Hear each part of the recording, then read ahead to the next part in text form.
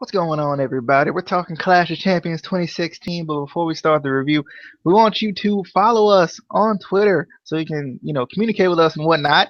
Also, be sure to subscribe because it's going to be a good show regardless. Because Casey is going to be like, there was a match, and Alicia Fox was in it, and Nia Jax was in it, and it was a good match. So it's gonna be a good review. That's when you know. That's when you know. And also, I don't even know if that was one of the good matches. also tell Amy not to leave me, because just tell her not to. Go to DD underscore. The bad part is she gonna leave anyway. It's just something she gonna leave the man anyway. Anyway, we gonna jump into this Clash of Champions review here on the Instant Classic Wrestling Podcast, the only podcast that is always, and I mean always, an instant classic. Let's jump into it. We started out with the pre-show, which I always tend to enjoy. But there was something about this show overall that was I felt like this about the last couple of pay-per-views. There was just something missing. I don't know what it was. I don't know if it was like I was like still pooped from being at the beach, so I was like, man, I'm tired. I don't know what's going on tonight, but I am really like I don't know if I was just like really tired. But there was something off about this show. I mean, I enjoyed it for the most part, but there was just some times when I was just like, am I just this tired, or is there something wrong with me? Because usually I'm really excited for pay-per-views, and for some reason it just felt like I wasn't as excited tonight. I don't know why, but for some reason it just felt like I wasn't as excited tonight. Any overall thoughts of like how you were feeling about this show or going into this show or whatever? Because like I just felt kind of off tonight. I don't know what it was. I don't know if it's just because it feels like all the pay-per-views, like especially since Raw and SmackDown now are getting their separate pay-per-views again, like we're getting to that point where it feels like they're like so often, where like before we'd have one a month, so we had like 3 or 4 weeks to go between, pay-per-views. Now we have like a week or two. And it's like, oh my God. But yeah, there was something just off about this. Like it didn't, and I kind of go back to this all the time when they don't do like stage, special entrances or anything. But just something about this didn't feel like a pay-per-view to me. There was just something off about it. Some of the matches didn't seem like really pay-per-view quality. They were good matches, but I don't know. I feel like they're watering it down with the or not watering it down, but like spreading themselves thin with the Raw and SmackDown pay-per-views to an extent, which is kind of. Do you think we're getting? I'm wondering. Do you think we're getting like? Are we getting like tired out? Like, are we getting like this? Tired out of like just WWE at this point, because it's like like I think it just happens inadvertently. Like it's not something that like they're trying to do or that we're trying to do. It just kind of happens because it's so much WWE all at one time. It feels like. I think that is part of it. Like there's that, and then there's just Michael Cole, and oh God, that man tonight. Between him, Booker T, Jerry Lawler, and Sheamus stumbling over their words. My God. Like, I don't understand it. But yeah, I think it might just be that we get so much, and I feel like we don't realize it until we get to like a pay-per-view where we have to review, and we're like, oh, we just did this other pay-per-view, and then we got to watch Raw tomorrow night, and then there's SmackDown, and then there's NXT. It's just like I love it because it's wrestling and it's what we love to watch, but there's like it's just so much at one time, and it's kind of cool because SmackDown's live now, Raw's live now, or is still live, but it's just all at one time. Whereas before, we had SmackDown, we had a break, then we had we had Raw, we had a break, we had NXT, and then we had SmackDown. Now it's like they're all in a row, and it's kind of especially on like pay-per-view weeks when we have 4 days. Yeah, because like the paper, because we haven't even gotten to the Raw and SmackDown yet. Is the crazy thing, and I think too, like they're so close together. It feels like it feels like we just had was it SummerSlam or was No, it it was Backlash? I think it was Backlash. Backlash. Like it feels like we just had it, and I think the weird part is I don't know. Like we said before, I don't know if they've made the brands, they've like separated them enough or like made them must see enough for us to really be like, this is a different show we're watching. Like, yes, it's different superstars, but both like we were saying with the titles before. And I think we're going to talk about this when we talk about I guess we'll talk about Backlash and Clash of Champions together at some point here in the near future. But like I just feel like they haven't made the shows any different from one another. So it feels like we're watching the same show Yeah.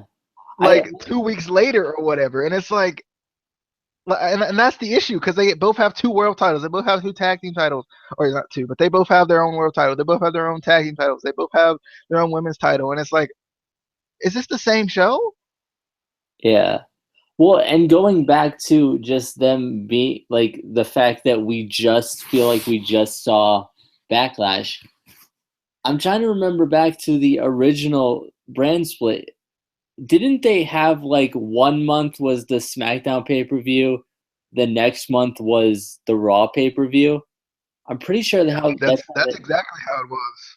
Yeah, I don't understand why they don't go back to that. Now they just want to get more content out. They just want us to, oh, there's more on the network, buy the network. Like, but it's too much. I think they need to go back to that format where it's, SmackDown is 1 month, Raw is the other, and then you have the, joined pay-per-view like Survivor Series, whatever. But then again, if they do more pay-per-views, obviously they sell more live show tickets too. So it's kind of yeah. Yeah. Alrighty, let's jump into the show. We start off with the pre-show. Casey, by the way, doesn't like my setup. He says it's dumb to have action shots instead of the kind of side-by-side picture that we use in predictions. But I'm thinking, give us your thoughts on this. I'm thinking, why not? The pay-per-view just happened. We got the action shots going. We got Alicia Fox trying to beat Nia Jax. Obviously, it wasn't going to happen, but we got it, at least an attempt here. I just wanted to try something new with this, and just to see if it looked different, see if it would translate a little bit better. So it doesn't matter what you think, Casey. And no, The Rock is not on the show, but I'm going. We got Alicia Fox versus Nia Jax, and I didn't think this match. Okay, this match was bad. I just there was something like I love Alicia Fox, I do, and I like Nia Jax. But there was just something about this match that I just wasn't into. I don't know what it was. I mean, I was watching it. I watched the whole thing. I like that Alicia Fox kind of did her thing and tried to go right after Nia Jax. I thought that was nice. Um, and I like the crossbody. I like the aggressiveness and whatnot. I don't know why I'm catching an echo from you. It's weird. I thought you were watching the stream, and that's what it was. So I don't know what stupid Google Plus. Anyway, there was just something about this match that was just kind of off to me. I do think one thought that Nia Jax should adopt the lifting Samoan drop that I think Umaga used to do back when he was in WWE. I just think like everybody does the Samoan drop now. It feels like, especially if you're anywhere near Samoan. If you look Samoan, if you act Samoan, if you have that tattoo on your arm, you're probably gonna do a Samoan drop. So I feel like with her, they need to like change it up or something. Cause like I mean, Reigns does it, the Usos do it, the Authors of Pain do it. I'm pretty sure, but like it just feels like everybody does the same exact Samoan drop, and there's no variation in it. And that's kind of I feel like what's missing from some of these, I guess, Samoan. Some of them can do a lifting Samoan drop and be fine. She needs to adopt that as a finisher, especially if she's going to finish people off with a Samoan drop. like add a little bit more emphasis to it and let her lift them up a little bit, show off her power a little bit. But the match was okay. That was just something that was a little off on this match. It was a pre-show match, obviously, so there's always a little bit missing, like half the crowd. But I just don't really know how to really describe this match. But Casey, any thoughts? I unmuted you, by the way. This yeah, I saw that. This match can basically, to me, be described in a tweet that I sent out on the podcast Twitter. Alicia Fox, hashtag please don't die tonight against Nia Jax. Hashtag Jobber Lives Matter. I was so excited when they started this. When they had that backstage segment with Alicia Fox, which was kind of funny. I like when she, can show off her personality because she is a fun, girl, and she has that fun kind of. We always joked about how they always had her just be crazy Alicia Fox, but I mean it works. But I was really hoping they would give her some sort of push, something. But they just throw her into a feud where she is basically just a jobber to make Nia Jax look good, and she already does look good, so I don't see the point. I mean, it wasn't a horrible match. It wasn't like some of the NXT jobber matches that we've seen recently. But I don't know. I want to see Alicia Fox actually be given something worthwhile, especially in this era where women are in WWE are starting to get be used better. They're still kind of struggling with it, but I feel like Alicia Fox is one of the non-indie whatever wrestlers. I don't even remember if she went through the indies, but I think she's one of the ones that actually is from that kind of the Divas era that can be really good if you give her a chance. If you don't just, make her the female Dolph Ziggler and tell her to go get destroyed and sell really well. Because she sells really well and she gets destroyed. But, that's I want more. Not of her selling really good and getting destroyed, but more of her actually getting a chance.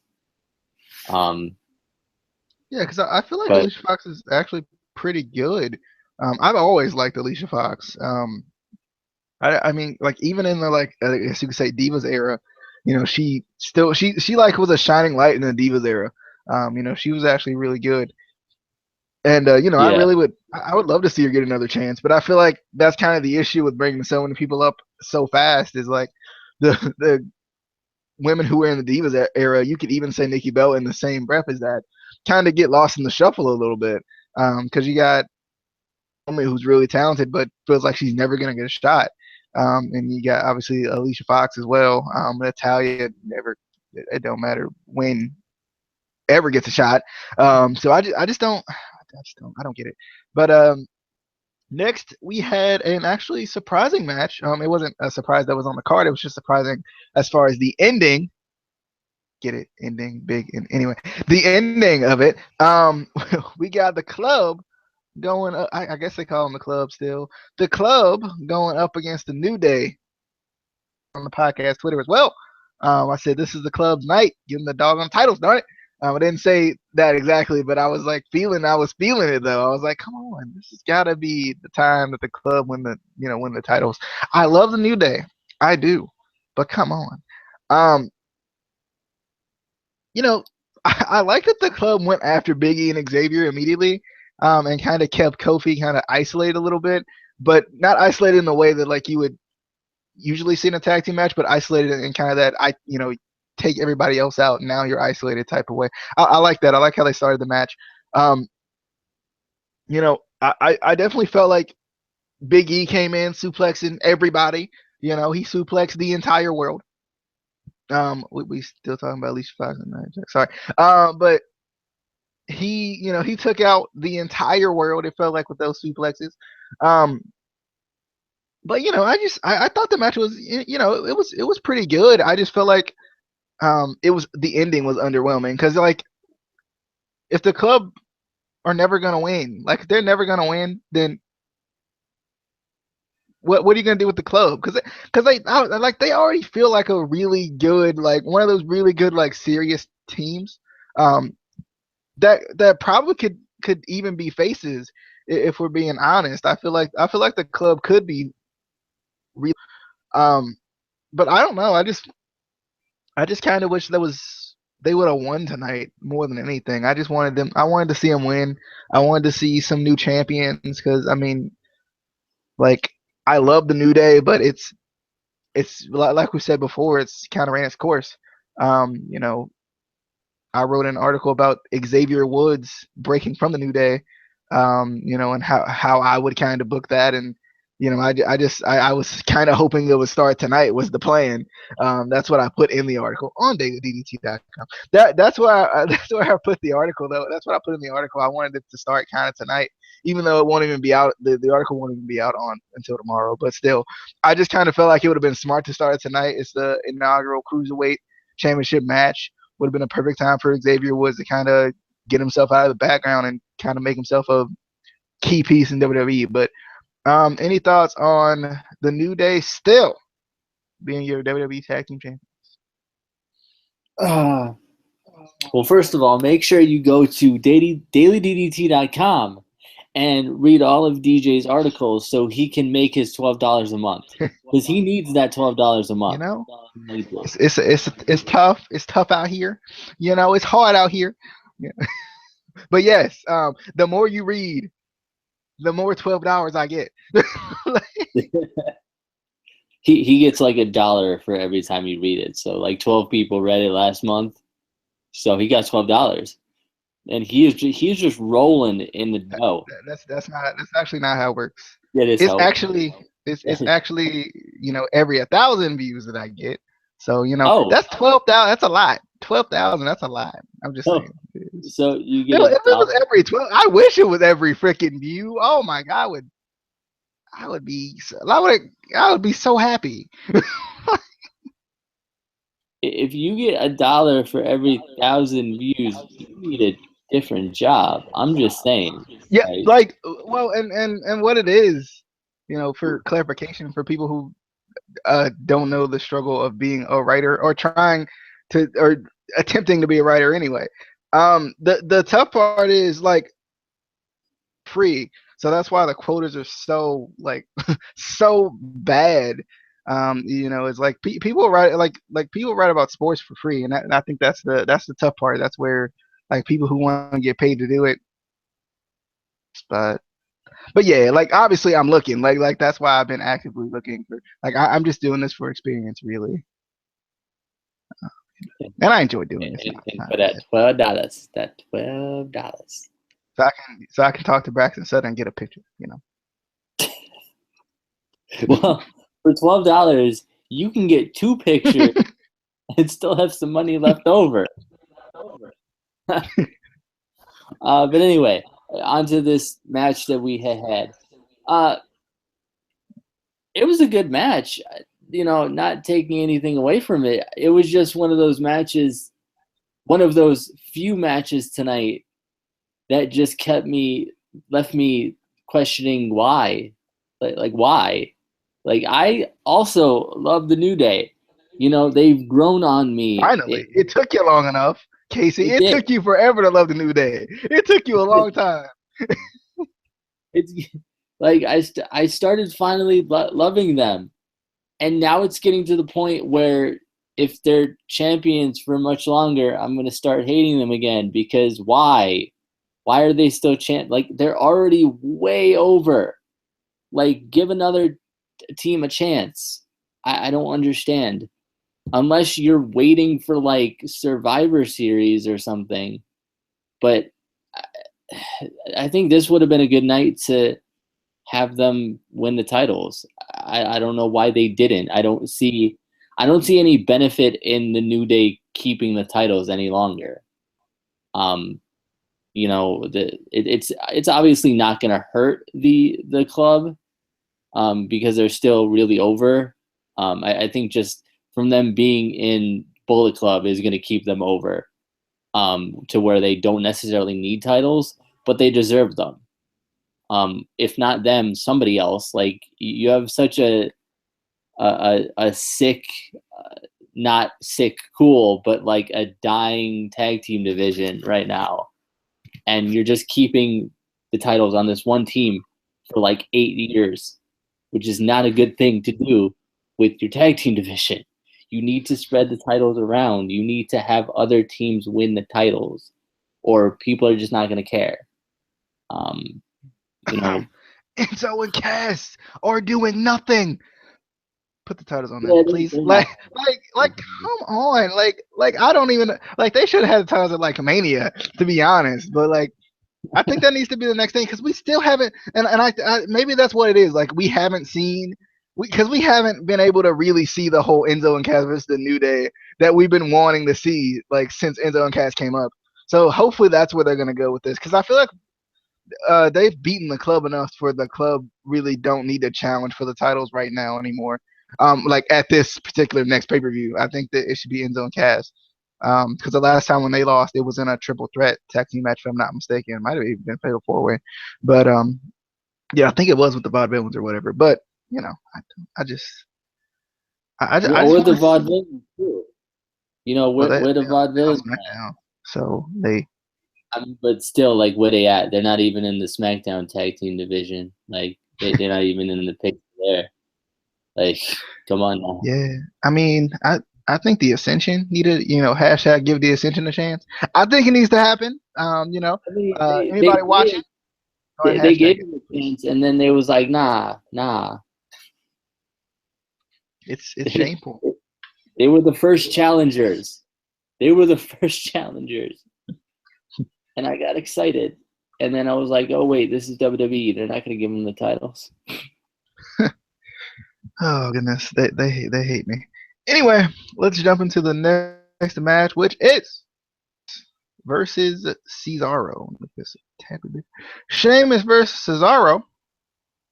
I think this was the order this came in. Anyway, this was match 7 of the best of 7 series that we had between Sheamus and Cesaro. And, I've actually enjoyed these matches. I think they've been good for like these power-based kind of, Cesaro being like hybrid power based matches. I just feel like there hasn't been anything different about them is kind of the issue. Except for, I actually thought this match was actually pretty good. I just felt like there was something about this match that it just felt like they were kind of throwing out all the shots or whatever. There's a sequence of words I was trying to use there, but I forgot what it was called. Throwing, tossing the shots, taking out all the stops, might have been what it was. But I just felt like they were trying to do whatever it takes to win, which I liked because it was match 7, kind of that panic sets in. And I really liked it. Cesaro almost killed himself with that dive. He landed all on his neck, all on it, and I was like, ow. But I just don't know. I don't know how to feel about this match. To a certain degree, I'm kind of fine with it ending with a no contest. It caught me by surprise. I wasn't expecting it, but and it kind of makes you think, like, what is Mick Foley going to do? Because he said there must be a winner. So, what is he going to do? Or why didn't he come out then and be like, there must be a winner, restart, whatever, or something. I was kind of wondering why he didn't come out and do anything with the match. But, I like this match in particular. I like the first match as well. I thought the first match was really good. But I don't know. I feel like, what are they going to do? Is kind of the thing. Like, what are they gonna do now? Like, what's gonna happen with the whole best of 7? And I guess I could say I would rather this one end in a no contest than the one at like SummerSlam end in a no contest, or one happened to be at Survivor Series and end in a no contest. I'd rather this one end in a no contest, being at Clash of Champions, than kind of the other one. But kind of another one at a bigger pay-per-view. But I don't know. I thought the match was actually pretty good. I actually enjoyed it. Ends in a no contest. Kind of surprising. Casey, any thoughts? I know you were not very happy about this match at all. I could tell by your tweets. Any thoughts on this match? Myself and Amy were not happy with this match. For multiple reasons. First of all, I get it. They're both talented. I get it. They're good wrestlers. A best of 7 series, no. Just no. Like, the first match was good. The first couple matches were good, but it gets to a point where it's like, okay, what are you going to do next that's going to make this match feel any different from the other ones? Because it started getting to the point where it was like, okay, we already saw the Cesaro swing or whatever. We saw this move, that move, blah, blah, blah.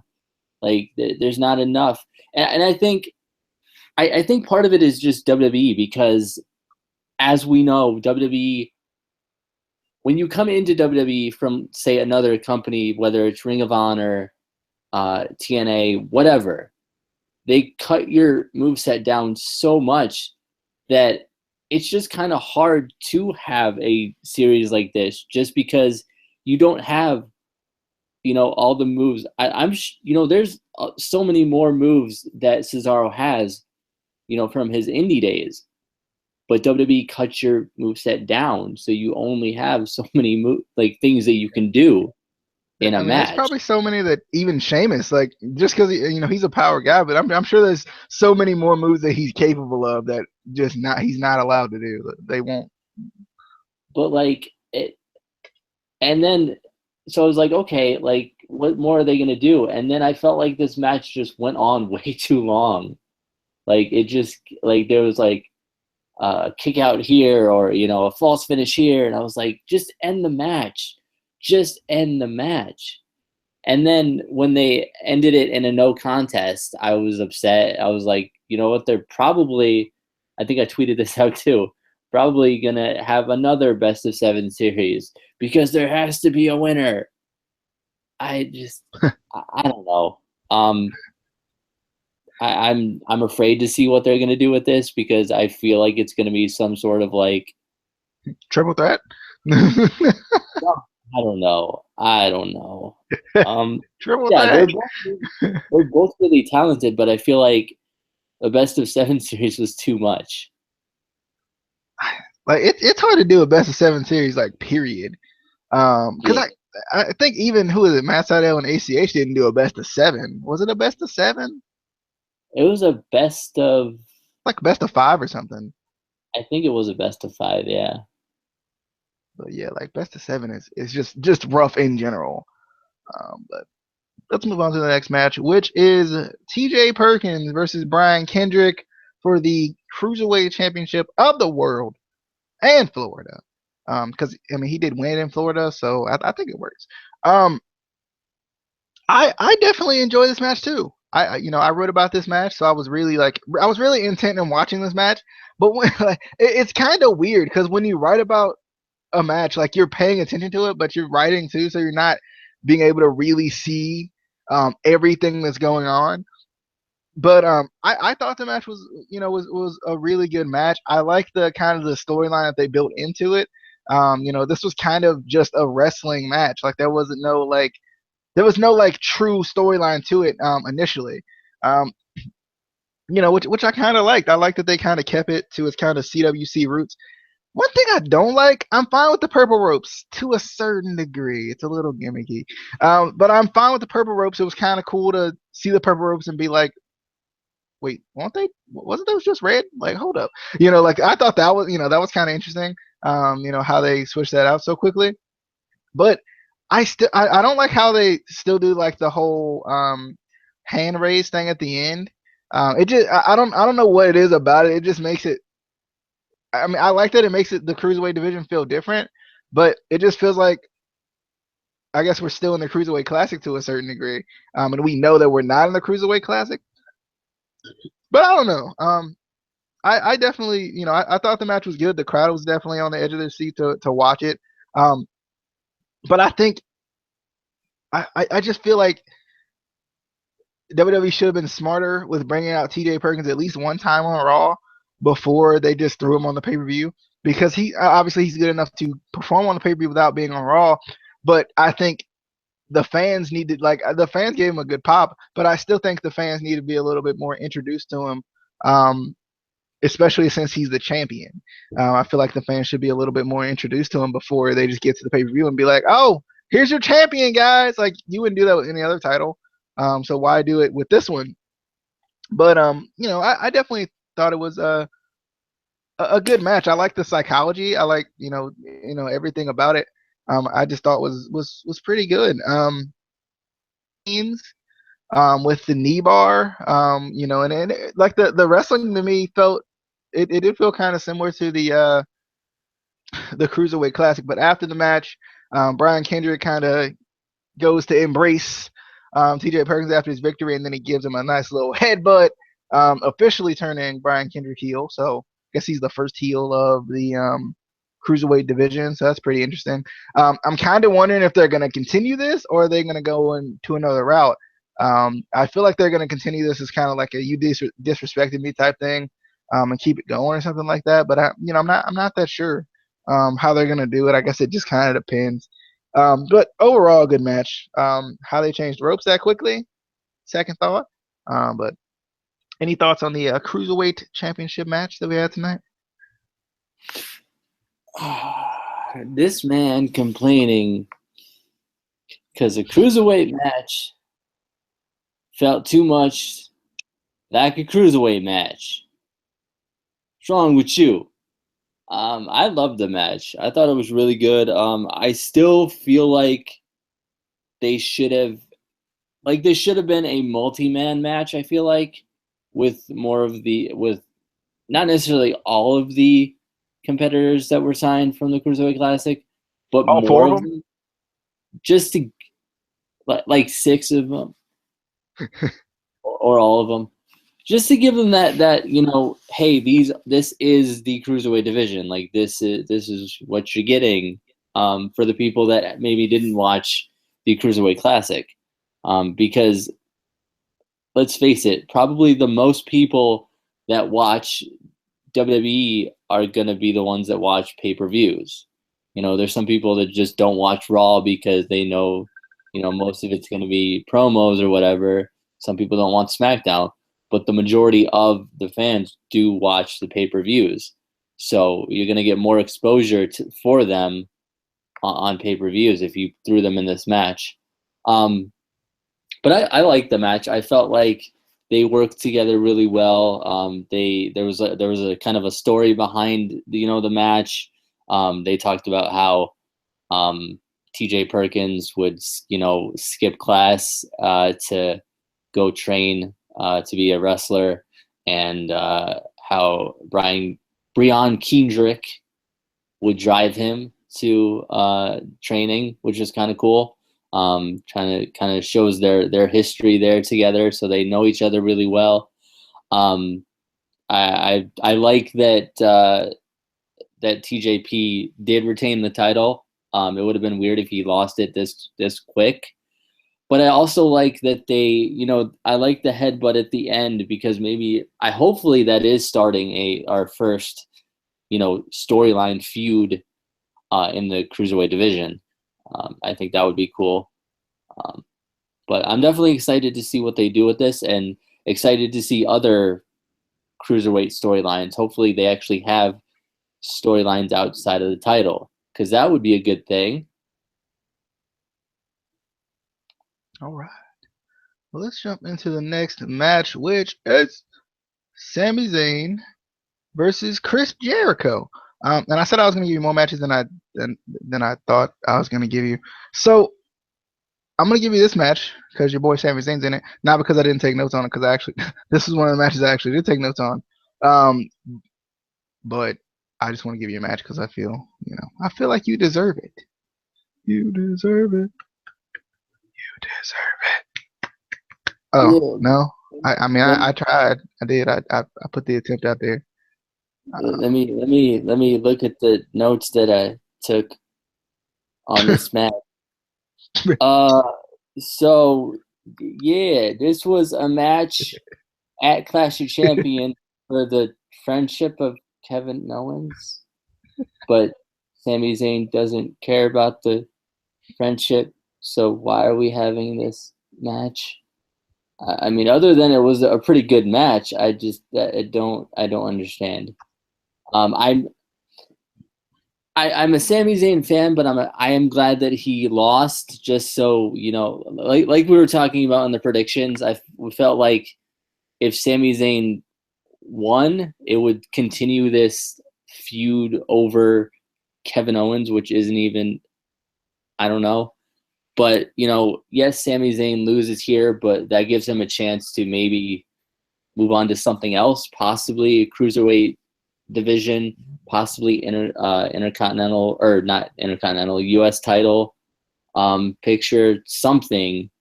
I felt like he should have been in a championship match tonight. I felt like he should have won a championship a long time ago. But obviously they wanted to capitalize on the, their friendship, but which they're going to try to milk for all it's worth because that's what WWE does. But, take them away from each other for a while, have Sami do something else. But it was a pretty good match. I liked it. All right. What I liked about this match and kind of, I guess, this feud is it keeps the Kevin Owens versus Sami Zayn thing going without actually putting them in the ring together. Which is actually kind of a unique way of doing it, I feel like. But I enjoyed the match too. I thought it was good. One of the best matches, of the night, and I think we all expected that.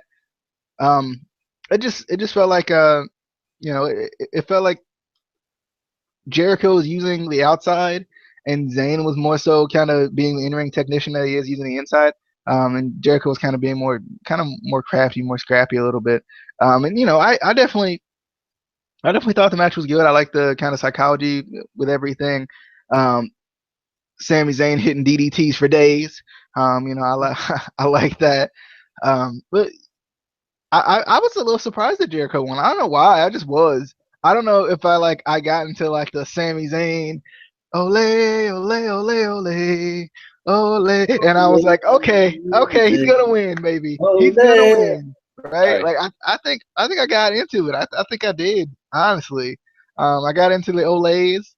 Got to singing his theme song a little bit, and I was like, he's gonna win. He's gonna do it. And then Jericho surprised me, but I'm kind of wondering if they're gonna keep this going, or kind of what's gonna happen with this. Because like, I guess they can keep it surrounded around the friendship, but I feel like Zayn should do something else. I don't really know what else exactly, but he should do something else. But good match nonetheless. Next, we got our triple threat women's title match. We got Sasha Banks, Charlotte. It's Sasha Banks, Charlotte, and Bailey, because I can't figure out how to. What's up, Bailey? Bye. You got to say like Forrest Gump or something. So that's about all you can do. But I definitely enjoyed this match, but this was one of those matches that for some reason had a little bit of something missing to it. I don't know what it was. It was something that was it was a Becky Lynch maybe. I don't know what it was. There was something missing though. There was definitely something missing from this match, but I enjoyed it. I really didn't want to be in the Trio Woe in this match. Anyone who hit the Trio Woe in this match probably died. It was just there was too much going on in the Trio Woe, and I didn't want it. I think Charlotte does a great job at the whole typical heel type thing. So like, when they're teaching someone to be a heel, especially like in a jobber match or whatever, they'll have them like do a move and just pose, and Charlotte does it like better than like anyone ever. I just think it's funny. I don't know what it is, but like I don't know if it's like because she looks so arrogant anyway. Like, because I got that vibe from her when I first saw her. I was like, is she supposed to be arrogant? She was a face at this point, by the way. I was like, is she supposed to be arrogant? Casey's like, yeah, kind of. So like, I was like, I just like that, she just does a great job at kind of being a typical heel. I love Charlotte kind of going after the back a little bit. I like that they kind of tried to sell that a little bit, especially with Sasha actually being hurt. Bayley gonna hit the crossbody and not go for the pin, and I'm like, Bayley, this is the perfect moment to do the whole Triple H versus The Rock thing and drape your arm over him. Come on, Bayley, what are you doing? What are you doing? You're supposed to go over there, drape the arm over him, and we're supposed to be like, 1, 2, what? Yeah, come on, Bayley, Bayley, she don't understand. She don't understand. But I was surprised she didn't go for at least one pin off the crossbody. I just thought it was something that was gonna happen. It didn't. And then we had I actually loved freaking Dana Brooks' involvement in this match, because I feel like she's been there, but she hasn't really been doing anything. She's just kind of been there for me. And I actually liked her being involved a lot more in this match. It just felt like she actually played a crucial part, which was great, because when she turns on her and when she turns on her, it's gonna be great. It's gonna be self-fulfilling prophecy, whatever. Self-fulfilling prophecy is what I'm going for. Self-fulfilling prophecy. Anyway. English. Anyway, the Bayley to belly off the figure 4 reversal had me hype. I don't know why. I was like, Bayley to belly. I was so hype. It was probably Michael Cole was what it was. He gets me hype about certain moves. Like, just because we don't like him doesn't mean he can't get me hype about certain moves. He does though. Like he'll Bayley to belly. I'm like, yeah, I get it. And I was like, okay, I like that she almost won off of that. And then it was kind of weird there at the end. It was like Sasha kind of helped Charlotte retain the title there at the end when she was kind of stuck in the ropes over there. But Charlotte does retain, and I definitely thought it was a good match. The freaking front kick for the win that she used, I like that she kind of ended the match with something different. Surprised it was a natural selection, but I'm kind of glad she ended it with something different. I definitely thought the match was, after thinking about it a little more, I actually thought the match was actually pretty good. I definitely liked it. Anyway, Casey, thoughts on the Triple Threat Women's Championship match? Oh, I don't know how I deal with you. First of all, did you intentionally pick this picture for any certain reason at all? No, this was the only picture I could find, actually. Also, real quick, this was my first match ever, where I went the whole match without looking at Bayley's butt. The first one. It was. Bayley, she's just irresistible. She's so adorable. I mean, you looking at Bayley's butt when you got that. Like, see, I didn't want to, I didn't want no one to know, about the picture, I just, this is the only one. This is the one they got as the main picture, actually, on the WWE results page. So, blame WWE or praise WWE, however you want to put it, however you look at it. We are slowly coming out of the PG era. But anyway, I don't know. It was a good match. I don't know. I just don't like that Charlotte retained again, because again, I feel like has anyone had the championship other than her? Oh yeah, Sasha did, and then she tried to break her back. But anyway, I thought it was a pretty good match. And this is gonna sound weird because I hate Dana Brooke, but I kind of wanted Mick or Stephanie to come out and throw her in the match too, and have her kind of maybe win the title, and then make it a lot easier for Sasha to win the title. I'm just saying. It's not easy. Have you seen that flip she does on the stage? It's not easy. She can reverse out of anything with that flip. I tried it and I landed on my head. I tried it one time. No. That logic is like the logic people try to throw out there when they say, "Oh, well, so and so can do a kip up really good." That doesn't mean you could wrestle. That does not mean you could wrestle. Like Charlotte does a really good one. Doesn't mean she could wrestle. Anyway, I'll move on. Yeah. And Bayley was in this match and didn't get the title like she deserves. That's the theme of tonight. If you deserve the title, you probably didn't get it. Are you saying Rollins deserves the title? I said probably. There were a couple that deserved it and got it. All right, we're gonna move on to what I think is the U.S. Yeah, the U.S. title match. We got Rusev versus Roman Reigns. You know, I love Rusev. I do, and I really want him to win this match because last month I said I know they're gonna have Reigns win this match, and then he didn't, and I cried a little bit. I mean, well, the match technically didn't happen, but you know what I mean. I just. Like I just don't. I do. I love Roman Reigns. I do. I like the man. But the booking in this match was absolute garbage. It was so bad. Like it wasn't like it wasn't even typical of a Roman Reigns match. To me, like from what I remember of a Roman Reigns match. But I don't know. I just didn't like the whole.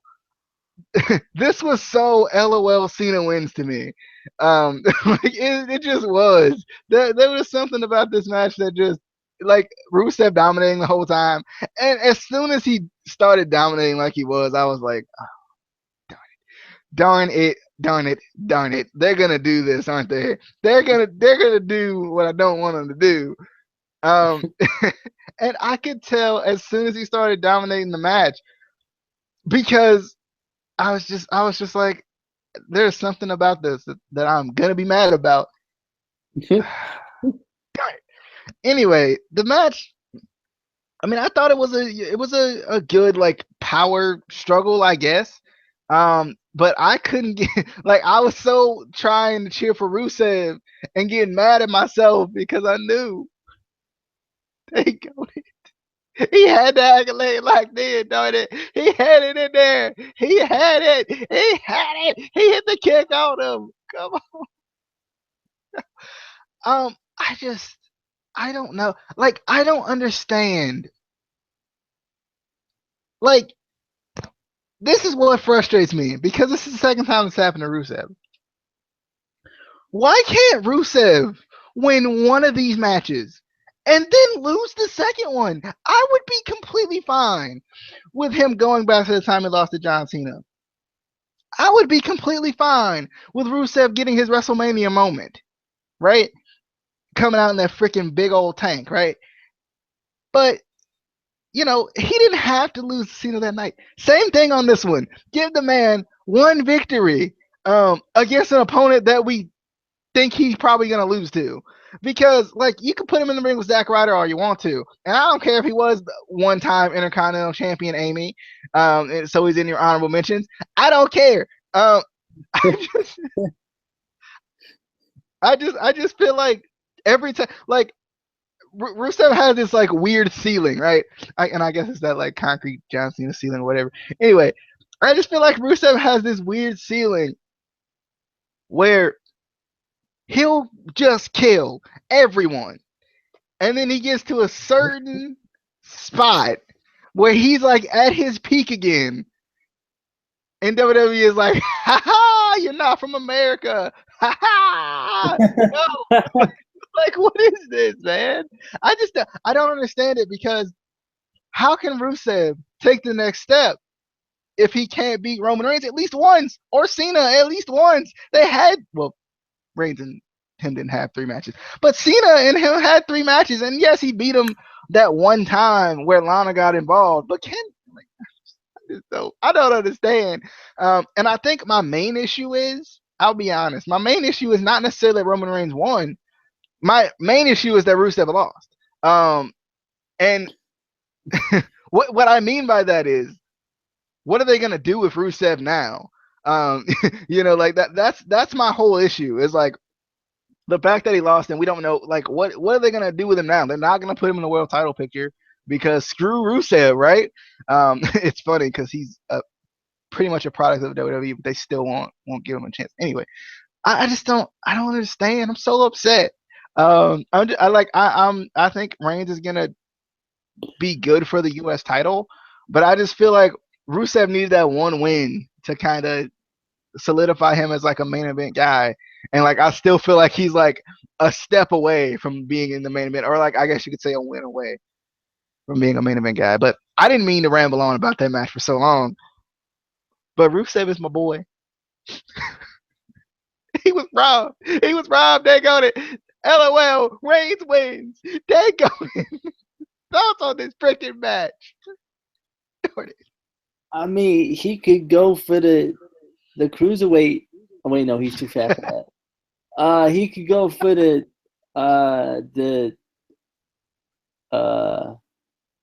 he can go over to SmackDown.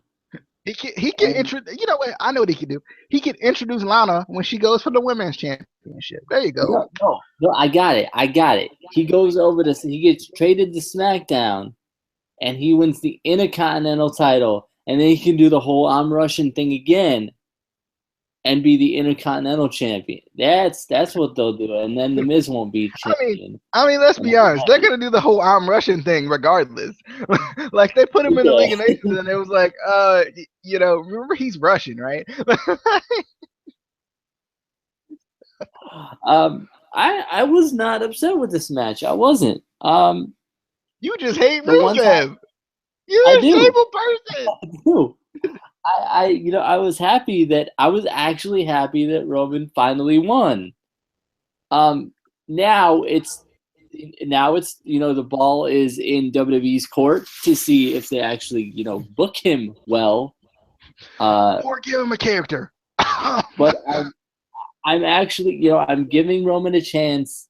I liked where they were going with him when he had that the promo with the wedding cake and everything. I kind of liked him then, and then they stopped the feud. Let's take all the character away from him again. That's what they did. Like it makes no sense. Like the man was like leaning towards like a real character. Like even if he's a sarcastic prick, like that'll work, right? Like EC3 does it better than anybody. That'll work. Like take the doggone best off of him and let him be sarcastic or something. Like. Well, I was even okay with the vest for a while because they changed the color. They changed the color. There was differences. I was like, yeah. But hopefully, the only thing that was weird is I felt like he looked weird with the U.S. title. I don't know why. Maybe it's just because it's a lot smaller than the world title, and he's a big guy. So it kind of looked weird, but I don't know. It just looked weird on him for the first time, or with him holding it. But I hope they book him right. I hope they book him well. I don't care what they do with Rusev. Why don't you like Rusev? I don't understand. I did, and they tried to put him in a faction that failed, and I lost all interest in it. So do you hate Sheamus and Wade Barrett too? Yes. And whoever the other guy was that was in it? Who's the other guy? Wade Barrett slightly less because he's not in the WWE anymore, so he has a chance to be good. Who's the other guy that was in the League of Nations? Alberto Del Rio. You got to be foreign. That's how it works. It was it was Del Rio. You didn't hate Del. Well, you kind of hated Del. Anyway. I've always hated Del Rio, except when he was El Patron. But it was his destiny. Anyway, we're to the main event of the evening. I just like this picture. Stole it from Twitter. Kevin Owens versus Seth Rollins for the WWE Universal Championship. Let me tell you guys something. I love Kevin Owens. I don't know what it is about this man, but I love the man. Looks great with the title. He just he reeks of superstardom to me. There's just something about him that like reeks of I'm a freaking superstar. Not like a WWE superstar who can't wrestle, but like I mean like a real legit like there's star power there with him. There's something about it I just like, and I love the freaking Kevin Owens show shirt. Freaking that thing, greatest shirt of all time. Like that's one of the best shirts I have ever seen in my life. I really want to get that shirt, but I don't have $24 to pay. By the end of the month, maybe.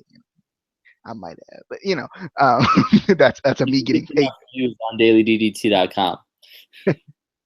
By the way, go check me out on Daily DD. No, but anyway, I enjoyed this match though. I did. I think both of these guys always tend to keep you on the edge of your seats. There's just something about them that always keeps you on the edge of your seats. I don't know. There was something about this match where I kind of wanted some more shenanigans to happen in this match. Like I wanted like a Triple H appearance or something, because Triple H happened and then Triple H like left. I don't know. Like I don't understand. Like I'm trying to figure out like why did Triple H, like I get it, like you want to draw it out or whatever, but they better not bring freaking Triple H back at freaking WrestleMania and expect me to care about him, because I'm not going to. I don't like him. I still don't like him. They go. They're trying to do this to me, but I just don't. The thing with Triple H, I just want to see, like, I want to see why he did it, because like back in the day, back when I was a boy, back in like the Attitude Era or whatever, or even the Ruthless Aggression Era, if something like this happened, there would be some explanation behind it. Like there's not like this, like, I attacked you, all right, see you. Like that's not like how it worked. Freaking when what was it? When freaking Rikishi ran over Stone Cold with that car. Like there was like immediate stuff happening afterwards. Like there was, they were building that. Like they weren't just like, all right, Rikishi, bye, see you later, bud. Like I just don't understand why they do that. Now, like they for some reason they do that now, and I don't like it. I want to see some build to this feud. If they're going to continue this feud, I hope they do. But if they're going to continue this feud, I want to see some sort of build to this feud in some form or fashion. I want to know why. I want to know why Triple H. Why? And the whole Stephanie McMahon scenario is just all kinds of confusing. Like first she's like, "Hey Sam, how you doing, baby?" And then the next second she's like, "You suck." Like I don't like it. Like her character is so wishy-washy to me. I can't even like figure out what she is. And I anyway, and like Mick's not asking any questions about it. He's like, he's a COO, so whatever. Have a nice day. Like I mean, like Mick, this is the guy who retired you like 8 times. Like you should be mad about this, don't it? I don't know. Good match though. I will give you that. Good match. I definitely enjoyed the match, as you can see. It took everybody out. I enjoyed the match though. It was just like they always do everything to keep you on the edge of the seats. Was there a buckle bomb in this match? I can't remember. Don't remember if I saw one or not. I don't think so. I hope not, because it's bad. They just don't end well. They just don't. But I don't know. I want to see more from these two, but I kind of want to see what they're gonna do with Kevin Owens, because like the thing about Kevin Owens that I like so much is that his character is so real. It's so realistic. It's not like a freaking, like, it doesn't feel like a gimmick. It feels like it's actually him. And that's kind of what I like about it. I like that. But anyway, Casey, thoughts on the main event of the evening: Seth Rollins versus Kevin Owens for the Universal Heavyweight Championship of the world. See, I'm not sure. Did you actually say anything about the match itself? Or did you just talk about Triple H and everything else? I don't like Triple H. I mean, I just had to put it out there, so because some people might not know. They might be tuning in for the first time ever. and they need to know my hatred for Triple H. No, I didn't say anything about this match, but I did enjoy this match. I thought it was good. It like I said, it kept me on the edge of my seat. That's about the match, fool. Um, I like the whole extracurricular activities and whatnot with this match, like on the outside, and then the kind of the ref thing at the end. It was just I don't know, and maybe it's because I'm just not used to matches ending like this anymore. But like it was weird that the referee got knocked down and Rollins is gonna win, like typical referee spot. But then Kevin Owens hits one pop-up powerbomb and wins. I don't know why that felt weird. Like it used to happen all the time, like in the Attitude Era and the Ruthless Aggression Era and whatever. But like that anymore. It's kind of like 1, 2, oh my god, he kicked. Like they're always doing the oh my god, he kicked out thing. But I definitely like the extracurriculars. It keeps Rollins saying, "I was robbed. I was robbed." It keeps that kind of going. So that's why I feel like this feud's going to continue. But now, do you have any thoughts? Like, do you want me to like tell you everything that happened in the match so you can actually have thoughts for the match, or what? Well, I mean, if you don't mind, no, I like this match. I like. I'm not a huge fan of Seth Rollins because Miley likes him and he sucks. I like Tyler Black though. That guy's pretty good. He doesn't exist. Jerry the King Lawler said it tonight. If it didn't happen in WWE, it doesn't count. I don't know if you heard that on the pre-show, but he said it. I heard that, but it does matter. It did happen. But I like the match. I like Kevin Owens just in general. I feel like he feels like just a natural jerk, which is a good thing, being a heel. But he also feels like he, you could tell he was a fan, like growing up. Like you can tell he studied these heels. You can tell he kind of developed his own heel character by, the guys that he grew up liking and watching. It's not like some guy who, John Cena. Wait, no, John Cena. Exactly. He wasn't. He was just a body. No. I'm pretty but sure there are guys who, they have signed guys. I'm not saying John Cena. I'm not saying anyone specifically, but they have signed athletes who weren't necessarily fans, and you can kind of tell the differences, especially in characters, from the guys who grew up, watching and studying, Shawn Michaels or Razor Ramon or whatever, to the guys who, were just signed because they have a good physique or whatever, and they say, okay, be a bad guy. There's a completely different, you can tell. And two, with that, the indie experience does help with that, because you have to, you can't, like, I feel like in the indies, to me, it always feels like you only build one character in the indies. Like, you don't like switch characters 8,000 times in the indies, and I feel like in the indies you always work on perfecting that one character. I don't know if you feel like that, but like from what I've watched of the indies, it always feels like everybody is like perfecting their one specific character.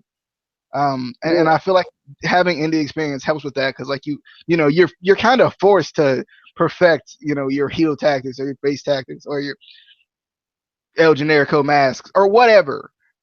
Well, and I feel like also you learn more how to react on your feet, per se, because with the WWE, yes, you're going to different cities and you're getting different crowds, but it's all the WWE generic crowd in a way.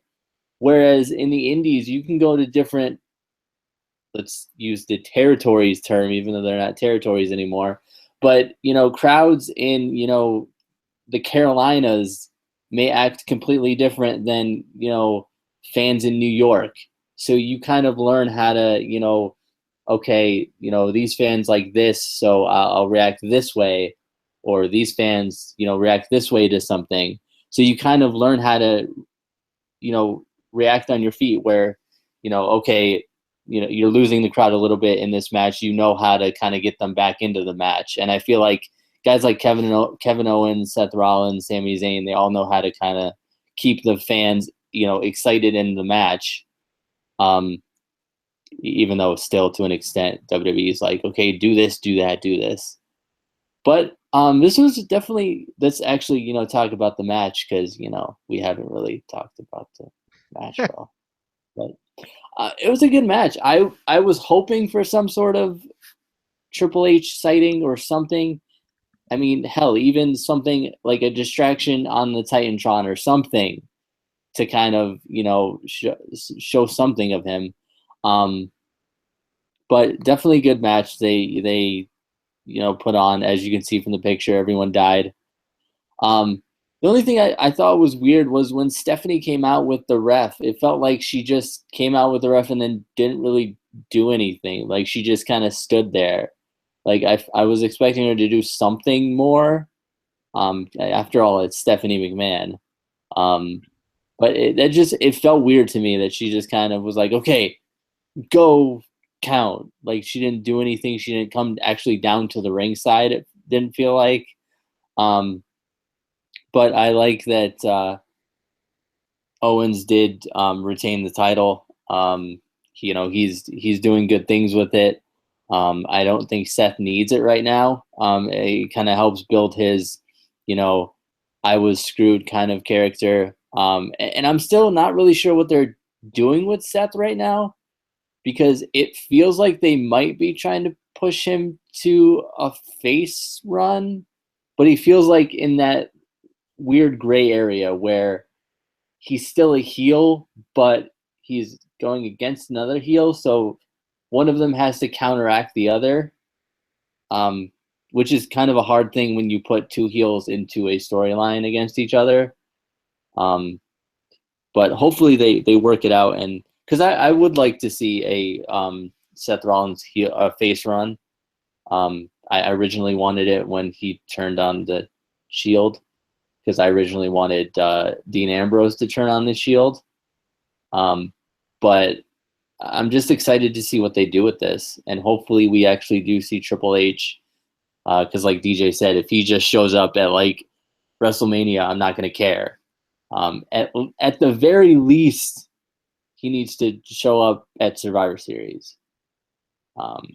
If not then just there's no point to this whole storyline. All right. Well, that was your Clash of Champions review. I thought it was a pretty good show, but I guess I'd have to rank it at kind of like okay. I don't know, like why necessarily it's okay. I thought the matches were pretty good for the most part, but I think too, like we said earlier, we're just kind of worn out a little bit right now, and we got Bound for Glory next Sunday. So that should be interesting. I don't know if that'll be as, I guess you could say, as bad, just because like at least it's something different. It's not necessarily just WWE. So you never know. But I'm definitely excited to see what's gonna happen. I think I'm not sure when we're gonna do this, because I know we had talked about it, maybe doing a video about the brand split after the pay-per-views. After the exclusive pay-per-views. I guess we do it every month. I'm thinking. Yeah. So we had said something about that. I know Amy is kind of incapacitated to a certain degree until the weekends with her police academy. So wish her luck. Go wish Arb luck, or DD_Amy.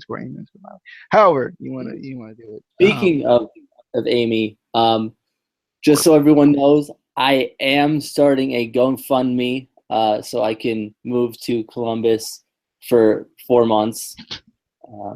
So go to my GoFundMe. Why would you only move for 4 months? Because she's gonna be there for 4 months, and then she's going to Cleveland. So I'm gonna go. Then you're gonna move. So you're gonna get a GoFundMe to move to Columbus, to get a GoFundMe to move to Cleveland. Exactly. That's what's gonna happen. So contribute to my GoFundMe so that I can move. Or I'll just do one to move to Ohio in general. There we go. That'll work. This man is not gonna move to Ohio. I just don't believe it. I just don't believe it's gonna happen. But anyway, we got the weekly stuff coming up, but then kind of newer things, I guess. We got the 6-pack coming up. Oh, we already did it. Darn it. We had a 6-pack yesterday. The Intercontinental Champions. That's up. But we got the brand split video that'll probably be maybe the weekend. So we can maybe get Amy and Miley on one accord with it. I guess that would be better. We might do a reaction video this week, just to kind of try out something new. We might do that on whatever day where we happen to be free, which seems like never with this wrestling, the way the wrestling schedule's set. And I think we might still do a thoughts on WWE apparently being interested in Matt Hardy now that he's popular, because that's the WWE thing to do. Hey, this is popular. We didn't like it before, but let's sign him now. Yeah. Oh, but anyway, if you haven't already, be sure to hit that subscribe button, because you made it this far. You should have subscribed at the beginning of the video when I told you to. But make sure you hit it now, because it still works. It still works the same way. Make sure you hit it now. Be sure to follow us on Twitter at ICW. I don't know what happened right there. ICW_podcast. ICW_podcast. I don't know what happened just now. But be sure to follow us on Twitter. And that's about it. I'm gonna, for Bound for Glory, because I don't know if I'm gonna I don't know when I'm gonna be able to watch it, but I want to try to get some people on, because I know Tyshawn wanted to be on it, because I wanted to ask him about the Grand Championship. So I'll talk to them and see kind of what we're gonna do for BFG, but I'm definitely excited to kind of see how everything's gonna play out this upcoming week. Oh yeah, and Cody Rhodes. That'll be pretty cool. But anyway, if you haven't already, do what I just told you to do, and we'll see you guys later or at some point. Oh yeah. No, it won't be. It just won't. But see you guys later.